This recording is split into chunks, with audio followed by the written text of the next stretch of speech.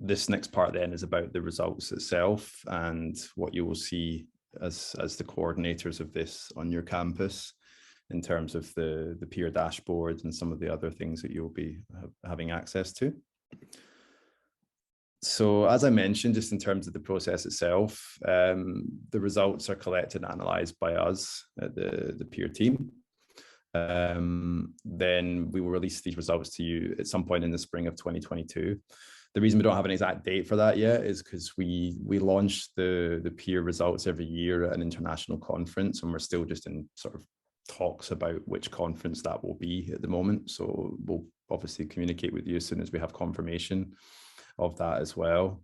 It's also a nice platform to get some recognition, and actually last year we had some of the coordinators of the PIR, student coordinators of the PIR, presenting your own experiences at the Prime Global Forum, which is a sort of UN-backed sort of business school network that has an annual online conference every year. So it's a great place even for you personally to develop yourselves. So yeah, there's lots of different ways that we try to involve the students in these results, events, and other activities. But from the point of view of you yourselves using the results, it's great to sort of also think about it from your own perspective. As much as we will be doing our own analysis, you will also have access to some of those results yourself during that period. And then once we've actually verified the results themselves, then you'll have full access to all the final data. So you can actually then maybe discuss it with your fellow students, discuss it with staff, and in many schools' cases, the students have developed an action plan or a kind of report to the faculty on what they can do based on the PIR results. So your dashboard, this is, for those of you who maybe haven't been on there yet, this is what you see when you log in. So you should have, if you haven't already, let us know, but you should have got the login details from Juliana. So each of you has your own unique login. You will get it in your own dashboard. You'll see the name of your business school. Well, this one's obviously been anonymized for the purpose of this, but you'll see your own business school on there. There will also be a link to the survey somewhere in this top left, which you can then copy and paste and use for promoting and sending it to your fellow students. What you also see is the number of students that have participated so far.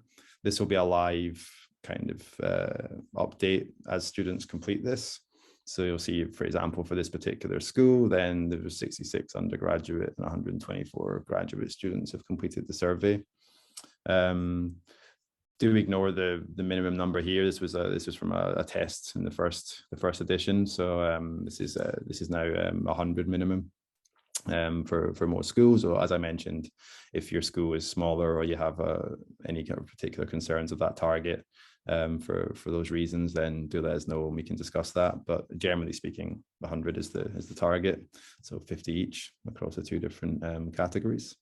And of course, then you'll see the total number of responses as it goes up. What you also see is the levels. So actually, I didn't mention in terms of the introduction to the positive impact rating, but depending on the scores that your school gets and the average score, then your school will be categorized into either one of these 5 categories. So it starts at the sort of lower levels, or beginning and emerging, which actually we don't actually publicly sort of put into the report because we don't want to sort of shame the schools that are just beginning their journeys of sustainability, but it gives those schools a chance to learn and to improve through the survey and through the positive impact rating process. And then you'll see schools with a certain score between 5.9 and 7.3 will be level 3, and they're called progressing schools. Level 4 will be transforming schools, and level 5 is pioneering schools. So you'll be able to see as well, when I go on to the next slide in a second, a live kind of indication of how your school is doing according to those levels. And that's the level that the school will be sort of publicly, if you're level 3 to 4 at the end of the process, and once it's been validated, your school will be given that level publicly, and that's the level the world sees of where your school is in terms of positive impact rating. So yeah, when yeah, the drop down. So let's go back a slide just a second. Is there, you can see like there's an add filter click button here. So this also helps you to be able to then look at different results and different through different filters. But this is like your overall score that you'll see. So in this case, this particular school at this current time was at 6.6, so that puts them into the level 3. What you also see here is an average. So this is the average of all schools taking part. So you'll be able to see where your school kind of is in terms of a benchmark against other schools. We want to try, I mean, the idea of the positive impact rating is to get away from this ranking system. However, obviously there is still an element of wanting to know where you are in terms of progress, and you can obviously do that by benchmarking against other schools. Also, what we do is important to mention is that when the results are actually released in a more general sense, when we use positive impact rating, show all these different schools and what they've been able to do, we don't actually distinguish within those levels which schools are better or lower in terms of their scores. It's just a group of schools that are level 3, a group of schools that are level 4, and a group of schools that are level 5. So there's no kind of competition element within those levels or anything like that. So it's really about the school being able to determine where they are in their own particular journey for sustainability. Oh, that makes sense. So yeah, so you'll see the overall score of your school. Bear in mind that when you see this on your dashboard during the process of the survey campaign, this is still to be verified and analyzed by the PIR team. So the score may change. Sometimes it can change reasonable amount, and it can be enough to maybe move through to a different level depending where you sit on the scale. So just be cautious of being too excited or too negative about your school's score, depending on where it is, because it can change depending on the results validation as well. But it does give you an indication, roughly speaking, and during the process of where you are. And then once the results have been validated by us, then your final score will also be on this dashboard, and that will be the score that your school has for this particular year. When you click on the button for show detailed results, you will see the different scores in the different dimensions and the areas of the PIR. So you'll see here then like the overall energizing, educating, and engaging. So those 3 areas. So you get a breakdown perhaps then of where the school is doing better or worse in terms of those individual areas. So you can see, for example, this school's a bit stronger on the school governance side of things and the school sort of sustainability culture, but is scoring a bit lower on the educating and engaging side of things. So that would be 2 areas where the school needs to improve upon. You can also click on these areas, and then it further breaks down into the different dimensions as well. So you can really start to sort of break down the full kind of data and see where the school needs to do better in terms of more individual type of programs and areas that could be focused upon. So this is where the analysis side of things at the end can be really useful for the school. And then I mentioned those open questions. So you'll see the stop, start, and continue doing.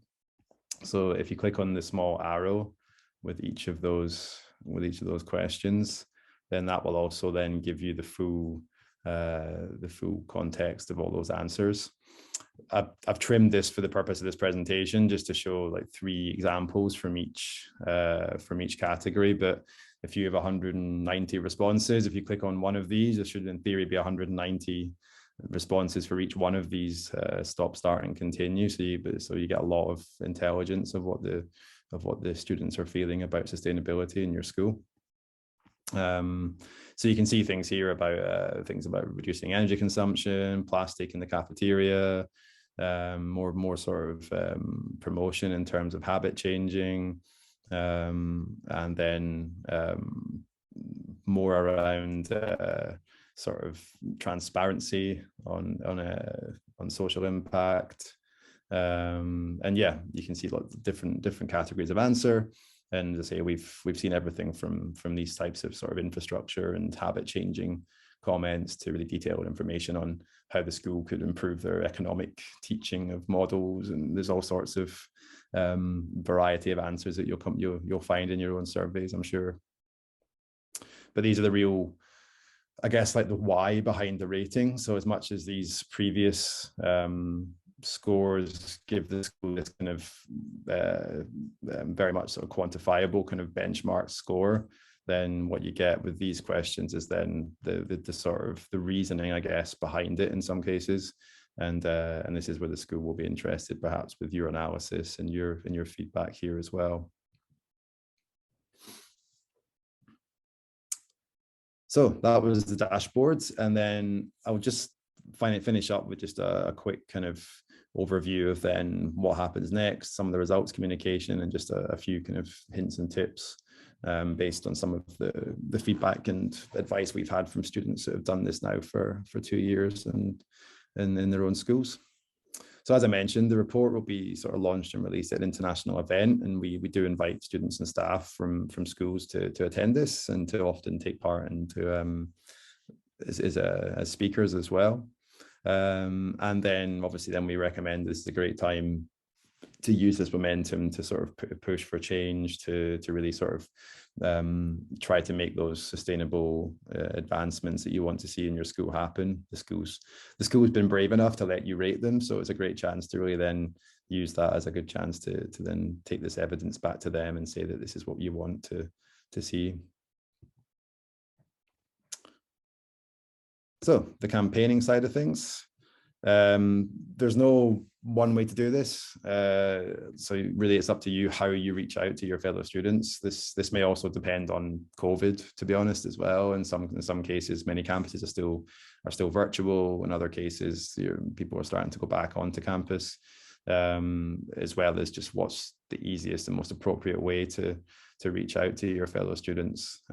So whether that's social media, email distribution lists, going into lectures, there's lots of different ways this can be done. And we will, as I mentioned, we will have a dedicated sort of workshop on this as well later on in the month. We have a few materials to help you out. So you should have already had the media pack, which we do have sort of things that we've created that can be taken and tailored for your own campus. So things like news articles, email templates, social media posts. So we've sort of taken just more general information about the PIR, more general rationale of why the PIR is important, and you can tailor these, use these for your own needs. And then we also have some Canva materials that you can use as well if you want to. And of course, welcome to create your own. You have within the media pack, you have the positive impact rating logo and other things you can use as well. And I think Juliana's probably mentioned to you by email already. There's a help desk for the positive impact rating every week that Juliana and I attend. If you need any advice, any help, any sort of ideas you want to sort of bounce around, we're also there quite regularly for you for these things. But just in general, just now, before we have any other kind of workshops with students who've done this themselves, what we've learned as a sort of more central team for the PIR is some top tips here, and one of them is to definitely tailor the campaign. So that can also mean tailoring it with different student audiences. So I mean, business school students have multiple motivations of why they're there and why they want to study different business related topics. So maybe you have to think about how you might sort of tap into their motivations across the different sort of elements of the business school. Think about different ways to get that survey link out there. So we've seen, for example, quite an effective way to do this from some schools is create a QR code, and then you can join lectures, perhaps whether it's on the screen in a physical lecture hall or on the screen in a Zoom lecture. The QR code, the students can scan this. Maybe I know that there's been quite a number of schools where there's been some very kind staff have let you have 10-15 minutes to talk about the PIR and allow even that time for the students to complete the survey in the class. So if you've got a class of 150 undergraduates and the lecturer is happy for them to complete the survey, you're pretty much hitting your target immediately. So so yeah, you can really use these sort of ways to get the survey link out there. And on that note, the collaboration with faculty. So I think you're all here because your school has agreed and is very keen to be part of this. In some cases, your school's in the second or third year of this. So they know what the benefits are, the positive impact rating, they want to help. And as much as we say it's led by students, it's led by students in the sense that if you want to collaborate with faculty and you decide that's the approach you want to take is coordinating students, there's no problem with that. And that's perfectly fine. And actually some of the most successful campaigns have been those which the students have worked closely with engaged staff to get the survey out there. And that particularly can be good for maybe for emails as well, because if you want to get to hit all the students with targeted emails, obviously the faculty themselves has that information. It has distribution lists that they probably can't share with you because of data protection, but you can certainly work with them to send an email from their own databases. Be flexible. I think some of the students we've worked with in past editions, they've maybe started and not had such a good response and had to rethink how they do this. And I think another reason we give you a bit more time to work on the survey is just for that reason, that perhaps those first sort of campaign approaches aren't quite working. So you've got time to revisit this and try different methods. And then finally, just like anything, people tend to do things more at deadline. So if students know they have until February to complete this, then of course they'll wait until January the 30th to do it.